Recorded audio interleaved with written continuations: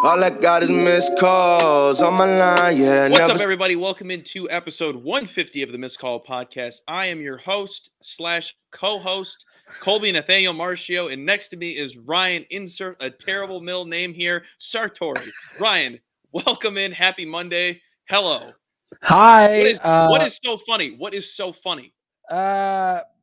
So nothing. My middle name is Matthew. Oh, but you're gonna make the puke face when you hear Nathaniel?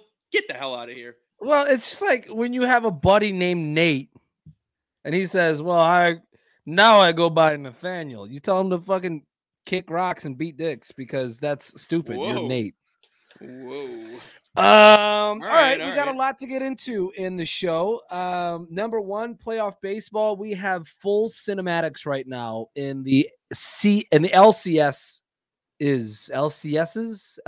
does. Plenty to get into there. Week 7 of the NFL is almost completely in the books. We've got 1 point rundown back this week, and I owe somebody in the college football world an apology. Oh, really? I do. Is it Lou Holtz? Absolutely fucking not. That old turtle man. Hey, that man used to fire up people with a lisp. You guys are gonna be great today. I swear to God. So one of my coworkers always makes fun of Lou Holtz, and he just goes, that's all he does. Suffering succotash. Like him and Sylvester the cat both suffer from the same like lisp. They're a different type of lisps, but I think Lou and Sylvester suffer from the same one. I asked my dad one time, I go, how do you get fired up by that? My dad goes, people have a lot of respect for him. I know, but like at one point you had to have gained it, you know? Maybe he developed the lisp. Maybe it was something that like over time he was like, I can't stop it. It's progressive. And now he's like an old turtle. See, like I only know Lou Holtz from like the 2000s to today. Like I've never looked back and been like, oh, I got to hear Lou Holtz's list from 1983. No, you got to go to newspaper clippings and see if they accredited his lisp or not. It's all in asterisks. Or in italics. It's in italics. This is where it happened. All right. Start the show. Cub, right before when we were meeting, we were going through all of our notes and stuff. I was munching on what I crown to be one of the best snacks ever, which is apples and peanut butter. It's a phenomenal snack.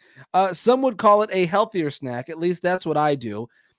Because I am, hello darkness, my old friend, back on the losing weight wagon again. I had a feeling that's what you meant when you said, hey, can we hurry this podcast up? I got to go to the gym. Yeah. Well, and so here's the deal. Colby, you've known me for a lot of years. You know that like weight has always been something that I've struggled with. I've been up, I've been down, I've been light, I've been heavy.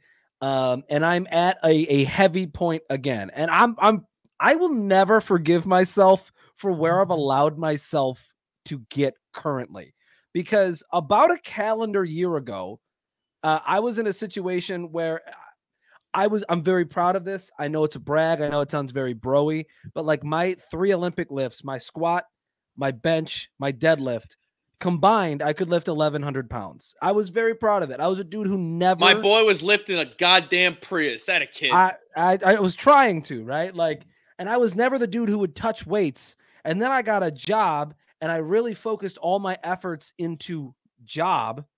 And I forgot about myself, and I started just eating things because it was in front of me and free and not expensive. And I stopped going to the gym because I had little time. And now it's to a point again where I feel very uncomfy in my own meat sack. And so it's definitely time to start losing weight. Do you remember how much easier it was to work out in college? You go Fuck to yeah. class, you go to class for an hour. It's like, I guess I'll go to the gym. I have nothing else to do. Right. Oh, I guess I'll go. I guess I'll go twice today. I guess I'll go shoot hoops. And you had time to take a nap. Oh, dude. I don't know, because I felt like I was pretty busy in college, but when I look back, I had so much fun. Me too. Oh my God. Me too. And honest to God, the same thing. Like I thought I was super busy all the time. And there were days Yeah. where I probably was, but like now I know the definition of busy, being a dude who like juggles 3 different tasks, tries to have a Yeah. personal life, tries now to take care of himself. And so like it's where we're at a point where I'm trying to learn the balance between those things and get back to the gym. But it's interesting this time around, I'll say, because I know the things to do. Does that make sense? Yeah. Like I was in the gym the other day and I recognized that I was benching and I recognized that like my bench was just nowhere where it used to be. I had like Oh, that's 150. the worst feeling ever. It makes you feel this big. No, the worst is when you take a week off and then it's like, oh, I guess I lost everything that I had 2 weeks ago. Sure. So That's the worst. I had 155 on. My max ever was 270. I had 155 on and I couldn't get it for 3 rounds of 6. Like I was struggling to get the 6 on each set. And I'm sitting there and I'm like, damn, this sucks. But it's cool because I know to engage my lats. I know to screw in my arms. I know where to hit on my stomach. Like I know these things. And so I'm kind of interested this time around as I'm starting to go back to the gym, as I'm starting to try to eat and make wiser choices with my food, like how much easier it is knowing the things that I already know. Does that make sense? Yeah. I'm just also hopeful that this disciplining roller coaster is fucking over. I can just lose weight and it's a free fall back to the fucking the loading dock. What's your favorite meal? Like your favorite healthy meal? Favorite healthy meal. If you think about it, any meal you make at home is pretty healthy. Yeah, as long as you're cooking your own stuff, right? And like Yeah. not overindulging. Like I've always said, especially when you have weight to lose, like that's the easiest way to lose weight is don't eat shit. Yeah. I've said I'm limiting my sugar right now. I'm trying not to like really like super duper overeat on things. But like if you were to tell me like, all right, you have to lose 10 pounds in the next 2 months. My favorite way to eat, and I was taught this by a mentor, was that there's 3 like types of protein. There's super easy digestible protein. There's a little bit harder, like medium digestible, and then there's like hard to digest protein, and you eat it in that order. So like eggs are a great light protein. You eat those in the morning because your body, right, your body can just fire through eggs and you feel full afterwards, and they're low calorie, they're high in protein. And then there's the medium proteins, which is like chicken. You can rip through some chicken and that starts to kind of, you need a little time to digest that. And then at night, if you have red meat takes forever to digest. If you have like a steak, if you're in that income bracket to just buy steaks right now, not me, get steak, eat that. And then if you're lifting at the same time, because it takes so long for that steak to digest, it's almost like a steady drip of protein that's going through your system overnight. You pair that with like a protein shake or whatever, you can pack on muscle and lose fat like that. So that's probably my favorite way to eat. I don't know that I have a favorite like healthy recipe. Does that make sense? Yeah, because there's so many.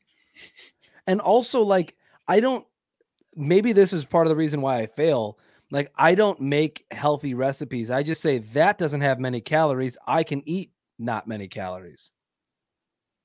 I just try to eliminate bread. Sure. Like I'm like pasta, bread. Like the one thing I do use a lot now is like a wrap. Like I love to make like a breakfast burrito, a chicken wrap. Yeah. Dude, a good breakfast burrito. Oh! Do you remember the wraps at JJC? I think about those every single time I make a chicken wrap. Dude, I got so fat on the chicken wraps from Joliet Junior College, bro. It was like a mecca. We would go to J building. We'd trek across to A building. We text the group chat. Yeah, we'd be like wraps. And then the soup. It was like wraps and soup, man. And like that was the best part of my day. Did you ever have their omelets? No. Oh, ooh. Dude. When I stumbled onto their their omelets, oh my God. I was pushing 300 pounds when I left Joliet Junior College. Like, I was so close to 300 pounds. Anyway, that's what's going on in my life. I have nothing that interesting to talk about. I already told you, and I'm not talking about that on the podcast. All right. Yeah, no, we are not doing that here. This is a sports podcast. Yeah. So then let's jump into Major League Baseball playoffs, man. This is some compelling shit that we're seeing right now. We've got, one perennial contender, the evil empire of now, which is the Houston Astros, going in Game 7 tonight against the Rangers. We're excited to watch that. Plus, as we're recording right now, we both have the game on. The Diamondbacks are up 3-1 on the Phillies, who are looking to go to the World Series for the second year in a row. But I think before we get to all the pomp and circumstance of the things that have been happening, the walk-offs, the big moments for, guys who show up in the postseason every year, I've been itching to talk about this article from David Schoenfeld from ESPN for a couple of episodes now. We just hasn't fit in, but I think now we might have the right opportunity to. So David put together an article. It's October Impact Rankings Top 40 Players. And the article was a prediction of who would make the biggest impact in the postseason based on how they played in the regular season. And I think it's super interesting to kind of look through this list and see who's left on this list. Number one on the list was Ronald Acuna Jr., and he really didn't make all that big of an impact. Again, remember, we're talking about their regular season performance and how that would impact the postseason. Is the list Cunha, Mookie, Freeman? It's definitely, I got to look it up. It's definitely those in the top five. Acuna, Betts. I DM'd this to you like a couple of weeks ago. It just shows me you didn't open it. When was this? Number 3 was Max Fried, followed by Matt Olson, and then Freddie Freeman was the top 5 on this list. But I kind of wanted to dive through this because there's a long list of players that are still in the playoffs that are making impacts. But I think it's interesting. This is a guy who is a senior writer for ESPN to kind of look through here and say the highest ranked player that's on this list that's left in the playoffs is probably a dude that all of us would have highest on the list. It's Yordan Alvarez. Dude, he's one. If you're the type of fan that still boos the Astros, fine. He's the last person to boo. I get really annoyed when people boo him because, one, he wasn't there. 2, when has he ever – I don't even know what his voice sounds like. When has he ever said a singular word? Right? He's a robot. He's a robot if you think about it. He's the new machine. He's the new Albert Pujols. He's the machine. He is remarkable. He's the epitome of how that team works. Just day in and day out, gets the job done. Like, he's not always going to hit a ball to the moon. Like, he gets on base and drives in runs. That's all he does. And also the player development aspect of the Astros too, right? Exactly. But again, I want to make the specific point that this article was a prediction of who, based off of their regular season statistics, would have the biggest impact in the postseason. None of the Arizona Diamondbacks players made this list. Not even Corbin? 2 of the Philadelphia Phillies players made this list. Is it Schwarber 3 and Harper? 3 Texas Rangers made this list. Yeah, they're leaving out the GOAT, Evan Carter. So let me just go through this for just a second. And again, regular season, those numbers and how they might translate to the postseason for their impact. Yeah. 8 on the list is Yordan Alvarez, followed by Jose Altuve at 9. 13 is Justin Verlander, and then Framber Valdez at 16. Number 20 is Kyle Tucker, and then we see our first non-Houston Astro that's left on this list, like players who are still active and playing baseball in October. Number 23 is Corey Seager of Texas. After that, we're back to Astros at number 25. It's Alex Bregman. At 30, it's Chas McCormick, who for what I know, Chas McCormick hasn't done much this postseason. Neither has Kyle Tucker. Right. We follow up Chas McCormick at 30 with the first Philly on the list, Zach Wheeler at 34. 37, Marcus Semien, another Ranger. Then back to Astros in 38 with Brian Abreu. Jordan Montgomery finds the list at 39. And number 40 on the list of the top 40 players to impact October is Bryce Harper. Not a single Diamondback on this list. Now, I people can say that what I'm about to say, they could probably be like, well, you just know that now because of what's transpired. Hindsight's 2020. Not necessarily, because I think the Astros every single year are very underrated, especially this year, because they coasted. They coasted. They coasted till what it feels like last series, and they still did fine. This team hasn't turned it on until this series when they had to, and they're showing you that they could do it again. Yeah. The wonderful thing about the Astros is that they know, and this might be their worst product. But if they win it, they know that this is a marathon. Yeah, there's enough guys on this roster to know that this is not a sprint.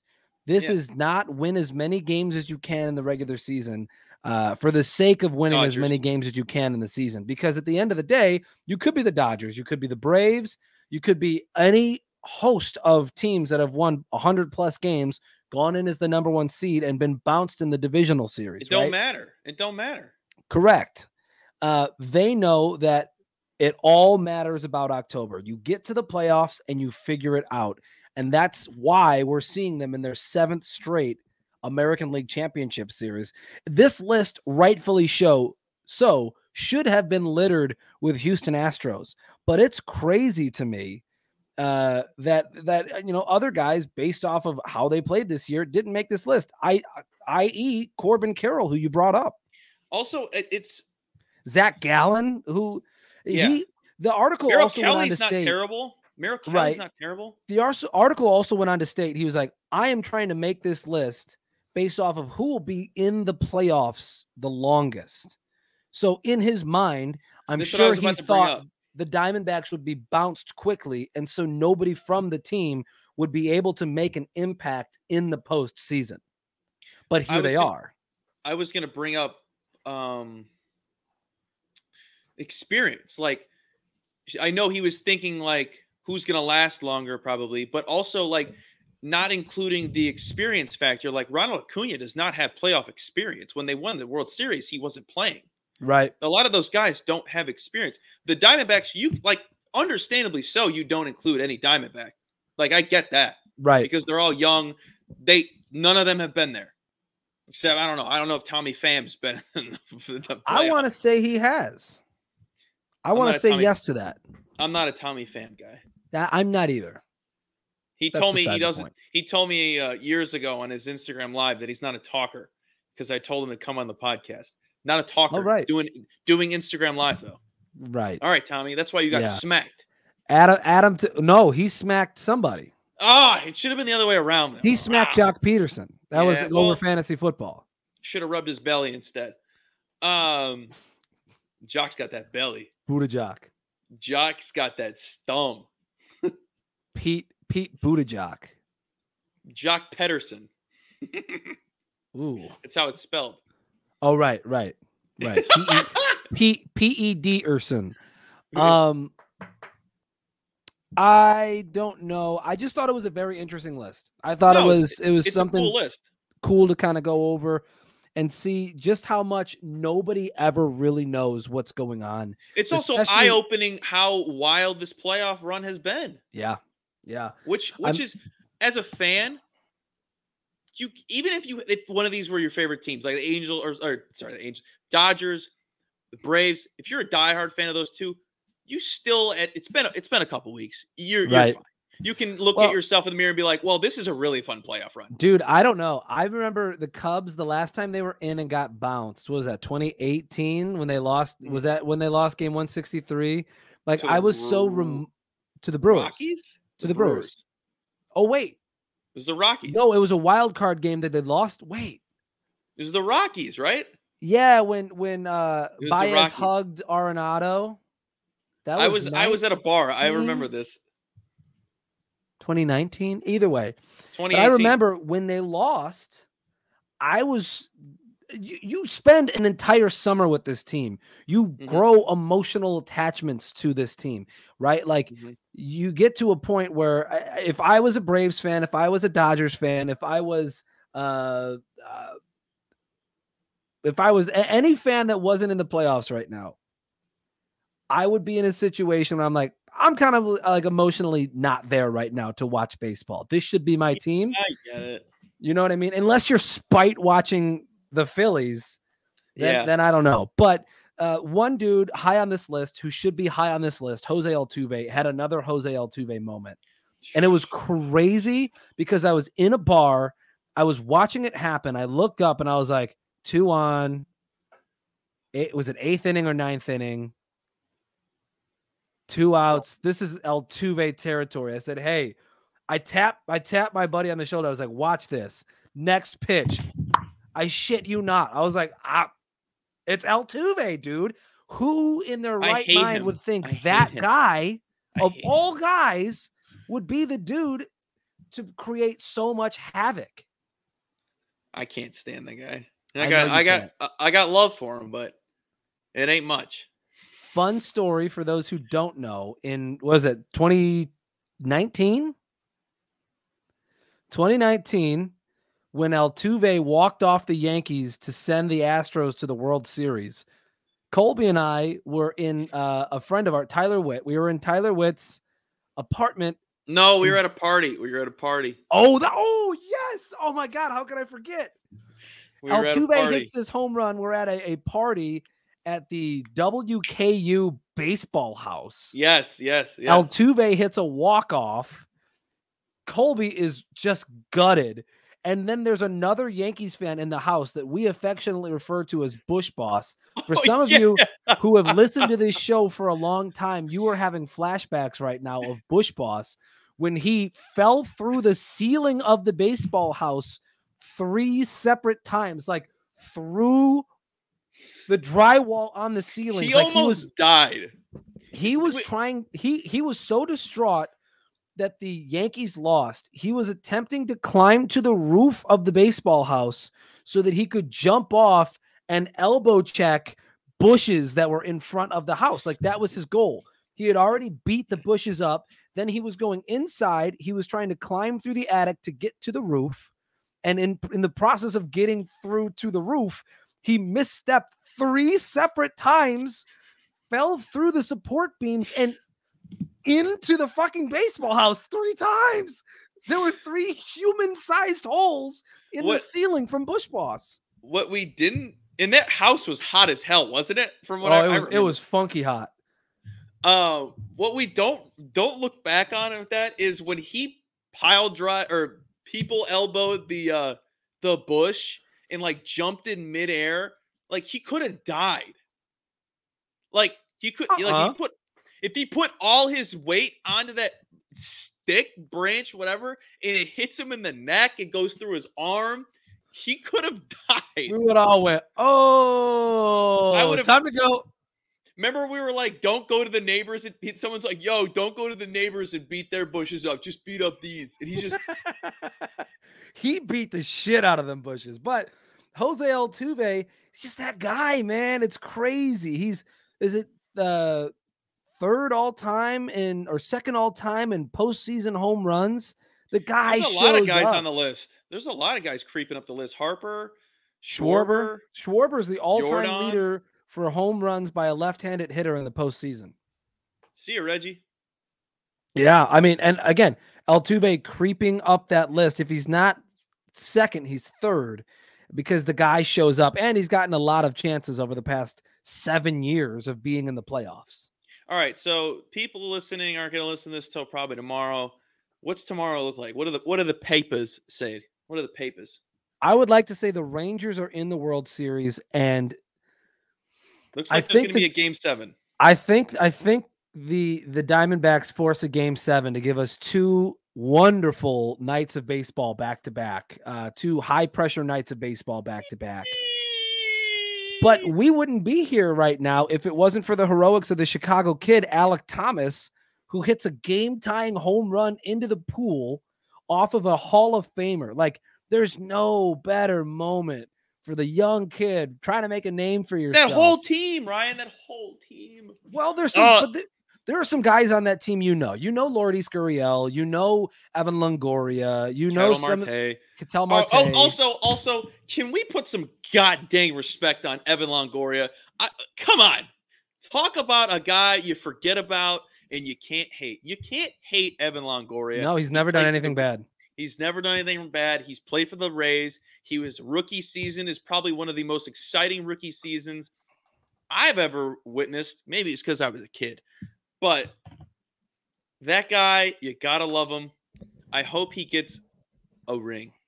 Yeah. He probably won't, but whatever. I think interesting to note, too, we saw last year what being successful in the postseason can do for you in terms of dollars. Nathan Eovaldi was signed to a real nice contract by the Texas Rangers. And he's showing up again in the postseason this year. He limited the Astros to 1 run on like 86 pitches through 7 innings yesterday in Game 6. And the 1-to-1 connection that I want to make, even though he's not having a great game right now as we're watching it unfold, Aaron Nola is a free agent this offseason. He's a little bit older, but just because last year and this year he's been so successful in the postseason, I think a team is going to make him handsomely paid. I would like to make a comment about Eovaldi real quick. Yeah. What was his first game? Whatever. The first game he pitched against the Astros, and he had the bases loaded, I think 1 out or no outs, and he got out of it. And then I saw that stat that he's like the batting average, opponent batting average when the bases are loaded in the playoffs, and it was like 100. Yeah, dude. And then he got out of that inning after the potential jinx. I was like, this dude is a freaking animal. Yeah.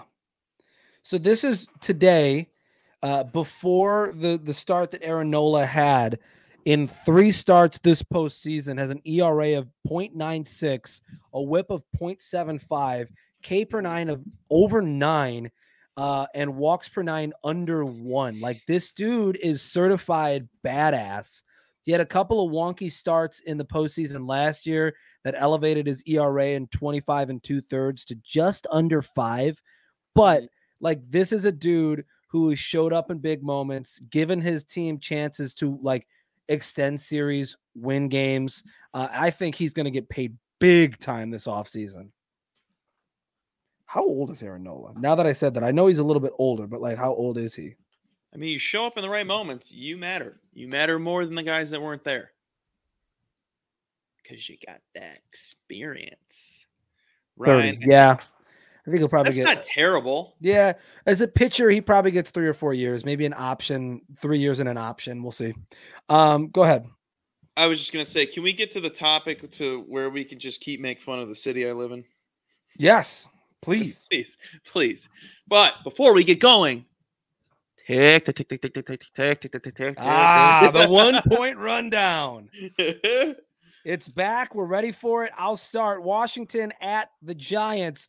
This was the oh my God, please shoot me game of the week. This game sucked, and it had all the vibes of a high school state championship score. Washington, the Giants won 14-7. Right?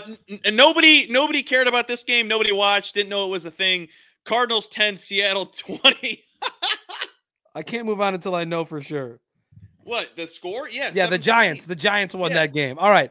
Hold on. Remember I said I accidentally wrote your list down? I'm just going to give mine out. No need for the annexation of Puerto Rico as these little Giants take down the Washington. I dig that.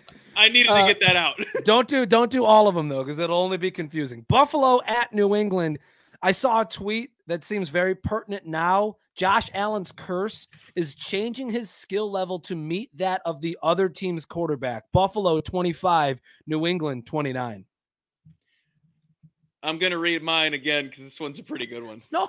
It's the last one. It's the last one. Okay, last one. Last one. Nobody circles the Bill Belichick's like the Patriots. All right. This is supposed to move fast. The Tyson Biggets take down the Raiders. 30-12. That was a very cool way that you just walked through a couple of different accents there. Cleveland at Indianapolis. Indy, you just got PJ'd. Also, I think we really seriously need to visit what an uncatchable ball looks like because the refs stole this one from Indianapolis. Arthur Smith, who was too worried about Bijan Robinson's head, told him, hey, run straight for Vita Vea. Falcons 16. Who'd they play? Oh, the Bucks 12. Sorry. Pittsburgh and the Rams. I'm kind of a hater, so pardon my ignorance, but was this the George Pickens coming out party? Pittsburgh 24, Rams 17. What? He had over 100 yards first time. Oh my God. I guess Green Bay now knows what the rest of the NFC North feels like on a weekly basis. Denver 19, Packers 17. Miami's in Philly, and this might make me officially old, but I did not make it through the whole game. I fell asleep in the third quarter. For who? Miami 17, Philly 31. Oh, you could have written something so much better for that one. These aren't your older brothers, Chargers. Chiefs' wives dap up in a win, 31-17. He's not married yet. Thursday Night Football, Like Jacksonville and New Orleans. I know we roll our eyes a lot at the offense on Thursday Night Football, but aside from week 6, this might be the best string of offense that we've seen on Thursday Night Football. Jacksonville 31, New Orleans 24, in a pretty competitive game. All right, last one. Right? Last one. Lamar says, you miss me? Baltimore 38, Detroit 6. I mean, Lamar did show up big time yesterday. It was crazy. I called him out last week, said he hasn't done anything, and of course he goes off. Well, and we'll get to that later too, because well, no, you know what? Fuck it. We'll get to it right now. I called somebody out last week. His name's Tyson Bagent, Agent 17. Oh, I won't apologize for my take last week. I mean, you don't have to yet. I won't apologize. No. You got to stand by what you text, because you text me in the middle of the game yesterday. Before the game was even over, you text me and you said, looks like you're going to have to apologize to Bagent on the podcast tomorrow. And you know what? I thought about it. I thought maybe I would. And then I thought some more, and I said, absolutely not. I stand by my take. Tyson Bagent is not your guy. I was listening to sports radio today, and they were wisely having a QB2 party, which is fun. You've got a dude who can back up a starting quarterback. If that starting quarterback is Justin Fields, if that starting quarterback is Caleb Williams, Drake May, whoever it's going to be post 2023, you've got a guy you can keep around for cheap that will help your books, that will help you sign other guys that, when needed, can step up and play a game. He also beat the Las Vegas Raiders with a head coach who doesn't know what the fuck is going on. He's got you get sundowners if you have Alzheimer's. This guy's got like kickoffers or something. He just forgets what football is as soon as football starts happening. He also never threw the ball further than 20 yards. He made a couple of great plays. He really excelled at what the game plan was for him.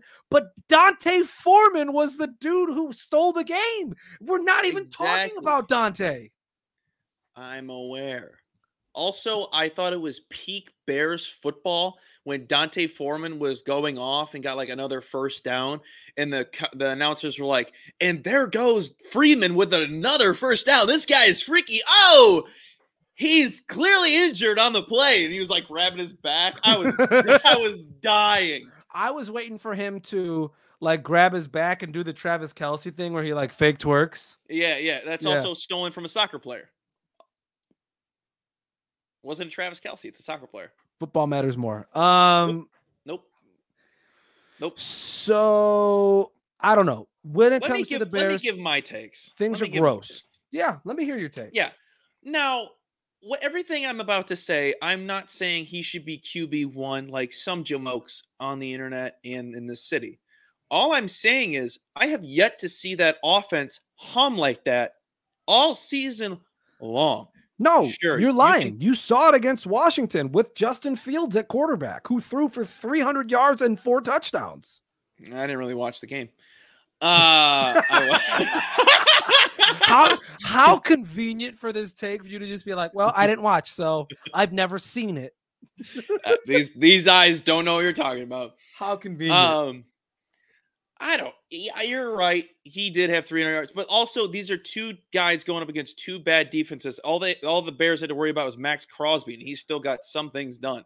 Right. But it just felt like he fits better. Like that's the kind of guy they need. And like Fields isn't that guy. Sure, he didn't throw the ball far, but also he got the ball out of his hands. Sure. That was the one thing where I'm like, can we give this kid some credit? Like, sure, he threw the ball on was it average 2.2 yards through the air? Whoop-de-doo. They were humming the whole time doing that. And like Tom Brady did that a lot throughout his career, and check down Tom. But no one gives him flack for it. Sure, it's one game. Colby, you're just saying some wild stuff so you can prove a point. Don't put Bagent and Brady in the same sentence. They're the same guy, Ryan. They're the same guy. They aren't. I'm kidding. He's a fart in the wind. Remember, fairy dust. Fart in the wind. Right. Here's the thing. Justin Fields is a guy who possesses crazy arm talent. He's a dude just has no confidence. I don't even know if it's confidence, Cub. I think he's got the wrong system. I think Luke Getsy runs the wrong shit for him, because Justin Fields, and there's a myriad of other issues when it relates to Justin Fields and the success with this offense. Justin Fields is a deep ball guy. He wants the big play all the time. Sometimes that's awesome. Sometimes that comes at a detriment because he holds onto the ball for too long. He is not your check down guy. He is not the dude who's going to come back down and hit the dude over in the crosser. He's looking for the deep pass every time. Again, sometimes good, sometimes bad. Tyson Bagent, the coaching staff, the coaching staff showed you cannot throw the ball down the field like that. End of the first half. Hail Mary opportunity. Who took that pass? Nathan Peterman. They took Tyson Bagent out of the game and let Nathan Peterman throw the Hail Mary, which was incomplete. But they don't trust his arm. They don't think he's a deep ball guy. The only thing Tyson Bagent has is the short game. He played against an awful team, and now, guess what? There's tape on the guy. So when they go to play the Chargers on Sunday night next week, do you think that the Chargers defense is just going to give up the short passes every time? No. Yeah. They're gonna try to make him beat them deep, and if he does, congratulations. But Tyson Bagent might not be able to do that. As a fan, were you hoping that they would go 3 unanswered touchdowns and win? Yes. Yes. I thought it was coming. I thought it was coming. As a person with emotional vested interest in this franchise, I was desperately hoping they would lose yesterday. And some people would be like, well, why? Why would you, if you love this team so much, why would you want them to lose? Because I'm interested in the long term. I'm not interested in beating the Las Vegas Raiders, another terrible football team. I'm not interested in beating them right now. Like to a point, like as a fan, if you're like a super diehard and you're listening to this and being like, well, I want them to win every game. Well, at a certain point, when you lose too many games, the wins add up to nothing. And they also start to hurt you because you're not doing anything this season. You never were. Even if you thought you were going to win 10 games, which you're psychotic. You need to seek help. Please call a doctor. Sure. And I want them to keep losing. We both want them to keep losing because, one, that equals a firing. Two, clean the house, clean everything, and bring in somebody. We're praying they bring in somebody who gets to pick who they want at quarterback and not, I'm going to inherit somebody who's already been drafted the season prior. Cub, there's a lot to break down with the organization People But think that Poles. it's talked about every day, so we don't need Yeah, to I go know. into it. People think Poles should be fired because they think he hired Eberflus. They forget that there was a list of 3 coaches that he had to pick from, and he chose the less of the 3 evils in his mind.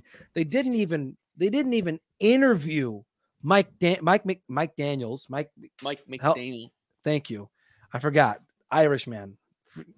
But I just to wrap it up, we don't have to go super deep any further. Irishman. Irishman.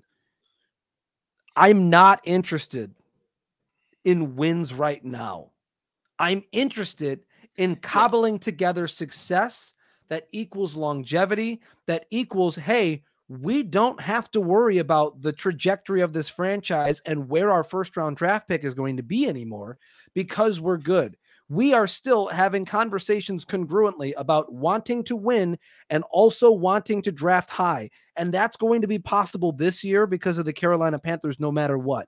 But we know there's too many holes on this team to want to be in the mid-teens and I want low us to look 20s. like the Oklahoma City Thunder. I want us to look like the Oklahoma City Thunder. I want us to have every draft pick that everyone's ever seen. And it sucks because I don't know that I'm on the tank wagon yet. But I'm on the side of things that here's what I root for. I root for something that makes it so that we no longer have to worry about Eberflus, that we no longer have to worry about McCaskey. I root for change. I root for things that will cause change. And every win that we have from now, and as long as Flus and the McCaskies and Virginia's here, as long as all of those things happen, it will continue to happen. They will continue to own the team. They will continue to make bad game plans. All of that continues, and we see no change for the future if we're winning right now. I don't want them to be 0-17, but I also don't want them to win. It's the stupidest conundrum to be in because I care about the long-term success of the franchise, but it's you know what we need? The Bears gaslight you. The Bears are gaslighters. That's what they do. It's the fans gaslight you. What do we need? What do we need? You know, if we had like a design team, we should make like the Obama change logo and make it into Bears theme. Change. I've got a Canva Plus account. I got better than a. I got Canva Plus. I'll get it handled. Don't you worry. Also, we don't talk about this enough as fans. Matt Eberflus, that's not a winner. Sorry, that name. That's not going to bring in a Super Bowl. No. You need a name that's it's a terrible name. You need a name that's like got some gumption, you know? Gumption. Aside, I don't NFL like the cut of that guy's jib. The cut of his jib. That's a good one. College football. Oh, can we talk about your rankings? They stink. Your rankings stink. I will not apologize. Will not apologize for Tyson Bagent. I also will not apologize. I'm kidding. I will apologize big time. My rankings suck. And I apologize to anybody who had to listen to me ramble about USC last week because they suck. They're not good. The Utes, baby. The Utes. They're not good. The Utah Utes. The Utah Utes. So I think if I look back, they have their number. Oh. Yeah, because that's who got them in last year. The Pac-12, right? Last year? Yeah. I'm searching for my rankings from last week. Here we go. Juggernaut, baby. So I'm willing at this point then, because USC was 2 on my list last week, I'm fine with dropping them down to 4 or 5 and just moving everybody else up a spot to where Washington is 1, Oregon's 2. Washington's still number 1? Did they lose this week? Go look at the score from last week. I have to work on Saturday, so I only catch. Just look up the score right now. Look up the score. I had Arizona State plus 28.5. Did you? You don't cry. You don't cry and storm the field and then shit the bed the week after. 15 points. Looked horrendous. I didn't watch the game, but that is proof right there that you look horrendous. I didn't get a chance to look at that. That also took Michael Penix Jr. away from possibly winning the Heisman and moving up JJ McCarthy to number 1 on the odds. Okay, so would you like me to really sit down and give you an honest answer? Hello. Let's put Oregon 1. Is that cool with you? Yeah. Let's put Washington at 2. Utah at 3. All right. Oregon State goes 4. Yeah. USC goes 5, and UCLA, who as of today is still ranked, goes 6. Perfect. Is that fine? Are we good? I'll take apology accepted. Apology accepted. Now Okay, now we have a discussion that I've wanted to talk to you about since Saturday. Bo Nix became the record holder for most starts in a college football career. He has 54. 54 starts in his college football career. And I think this deserves the biggest asterisk on the planet. Also, give the asterisk to Sam Hartman and Stetson Bennett, who are also on this list. Number 2 is Hunter Renfrow, everybody's favorite white wide receiver. Never say that again. I don't know. White wide receiver.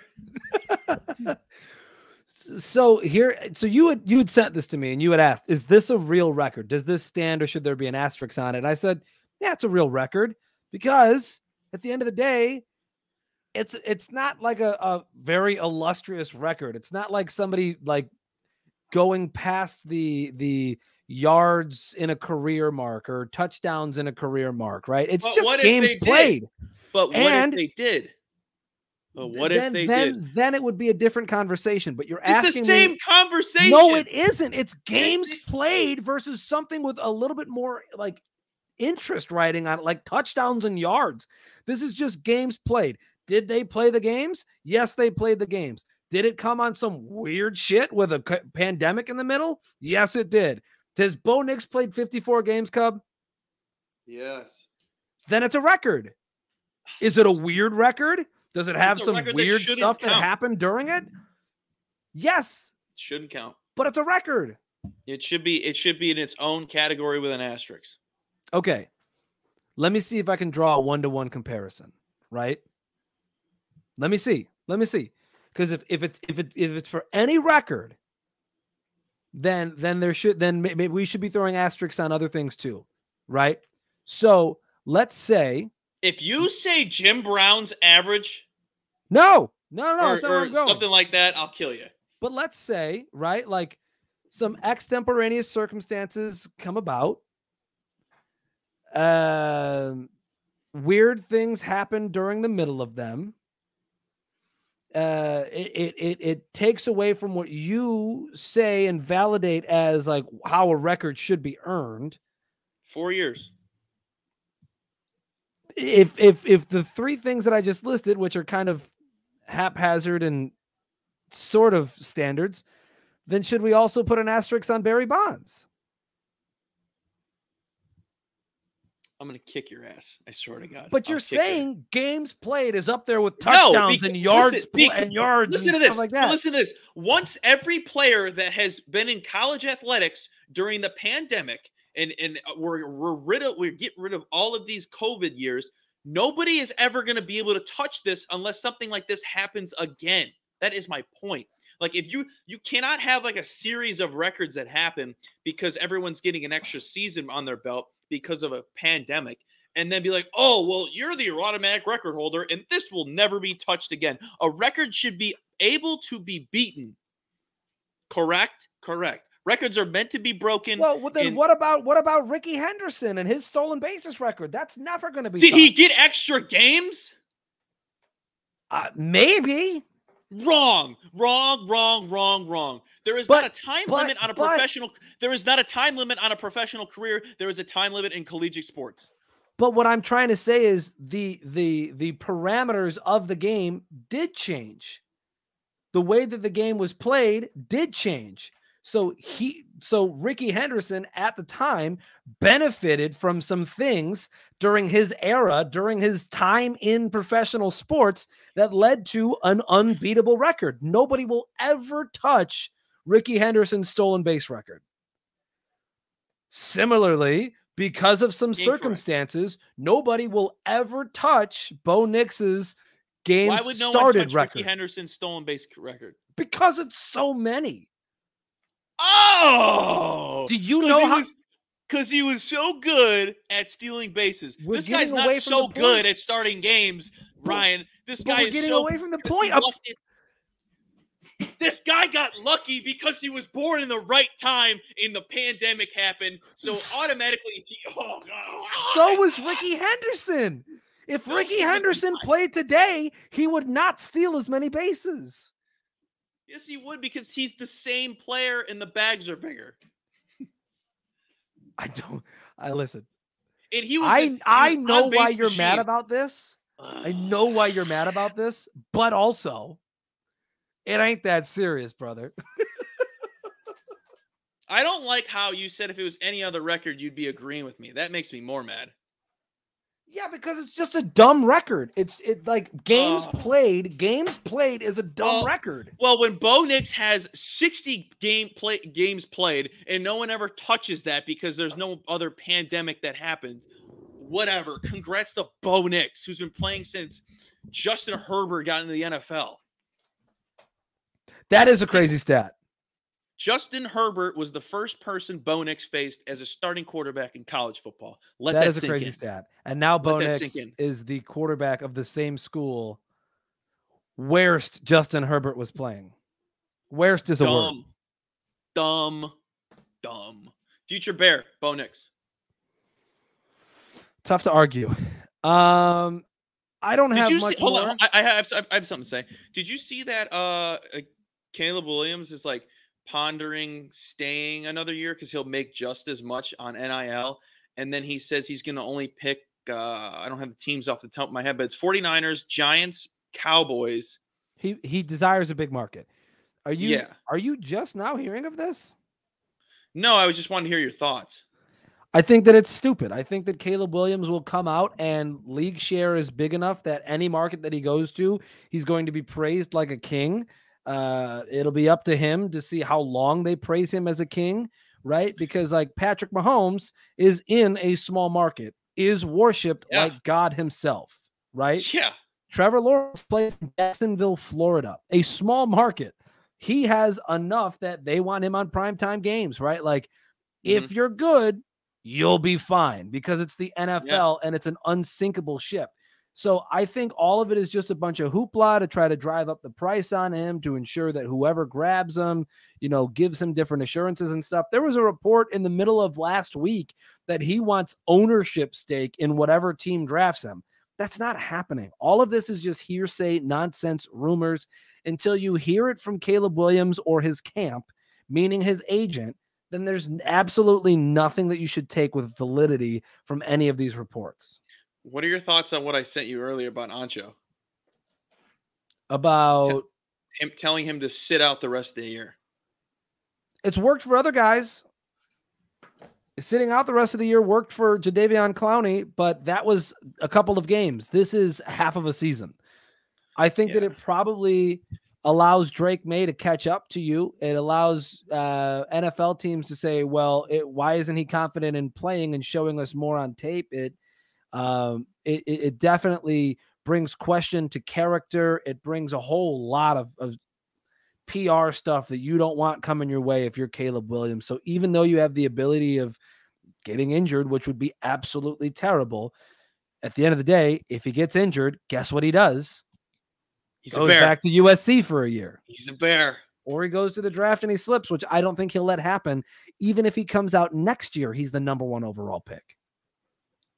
If he's in the 2025 draft, he's the number 1 pick. So like whatever happens to him, he's going to be the number 1 pick. True facts. True facts.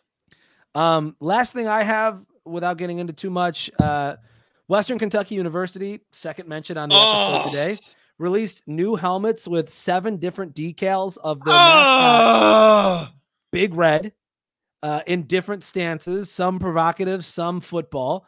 And I thought it was one of the coolest things that I saw this week. Also, every time that I show Nikki, my girlfriend, a picture of Big Red, she goes, that's a penis. I don't know how they got away with it. That is a penis. And I said, I hope, because my penis is the only penis you've ever seen, I hope my penis doesn't look like that. What the hell are we talking about? Oh, God. Look at Big Red. Look at, he does look like a penis, but also, what the fuck? Oh, my penis to look like Big Red.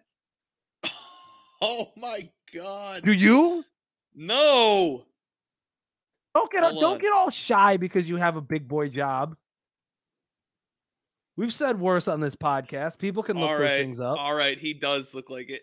He looks like a chode. He looks like a big old chode. But it's okay. But it's okay. It's just his head. Or the head. Can the name of this episode be Chode? No, it can be the head. The head. The tip. Yeah. That's all I got. Yeah. What's the score? It's 4-1, right? 4-1, middle of 5. We'll see you back in Arizona, boys. See you there. See you there. Episode 150. Don't cancel us. Hey, Mike McDaniels, we love you. More than life. All I got is missed calls on my line, yeah, never